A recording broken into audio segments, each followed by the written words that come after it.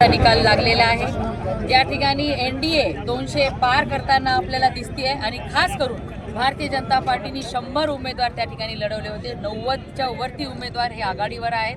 त्यामुळे भारतीय जनता पार्टीच्या नेतृत्वावर पंतप्रधान नरेंद्र मोदीजींवर आणि सन्माननीय अमितभाई शाह यांनी आखलेल्या व्यूह नीतीवरती भारतीय जनता पार्टी या ठिकाणी एकतर्फी विजय मिळवलेला आहे। खास करून मी अभिनंदन करते बिहारच्या सर्व जनतेचं की त्यांनी नरेंद्र मोदीजींवरती विश्वास ठेवला आणि या ठिकाणी एवढं स्पष्ट बहुमत हे एनडीएच्या भारतीय जनता पार्टीच्या पाठीशी दिलेलं आहे। त्याबद्दल मी त्यांचे आभार मानते, अभिनंदन करते।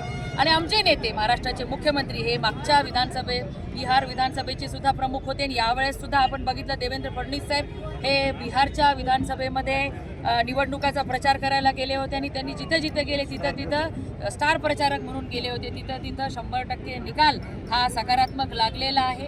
त्यामुळे आमच्या नेतृत्वाने ज्या पद्धतीने या ठिकाणी बिहार विधानसभेतल्या लोकांचा विश्वास संपादन केलेला आहे आणि प्रत्येक मतदाराला सुद्धा जाणीव झाली आहे की आज भारतीय जनता पार्टी व केंद्रातलं नरेंद्र मोदीजींचं सरकार आणि राज्यामध्ये सुद्धा भारतीय जनता पार्टी आपल्यासाठी चांगलं काम करत आहे, त्यांच्या पाठीशी राहिलं पाहिजे हा विचार मतदारांनी मतदानातून व्यक्त केलेला आहे। त्यामुळे आज तुम्ही बघता इथे आम्ही परभणी शहरामध्ये या ठिकाणी आम्ही सर्वजण भारतीय जनता पार्टीचे कार्यकर्ते आनंदोत्सव साजरा करतोय आणि आपल्या सगळ्यांना मी अभिनंदन करते। स्वराज्य संस्थांमध्ये सुद्धा संपूर्ण मतदार हा भारतीय जनता पार्टीच्या कमळाला मतदान करण्यासाठी सज्ज झालेला आहे आणि मला खात्री आहे की या निवडणुकीचा निकाल येणाऱ्या स्थानिक स्वराज्य संस्थांमध्ये आम्हाला या ठिकाणी मतदारांचा आणि आमच्या कार्यकर्त्यांचा सुद्धा उल्हास आत्मविश्वास वाढलेला आहे आणि निश्चितच येणाऱ्या महाराष्ट्रामधल्या सगळ्या स्थानिक स्वराज्य संस्थांमध्ये कमळ भारतीय जनता पार्टीचा झेंडा हा फडकल्याशिवाय राहणार।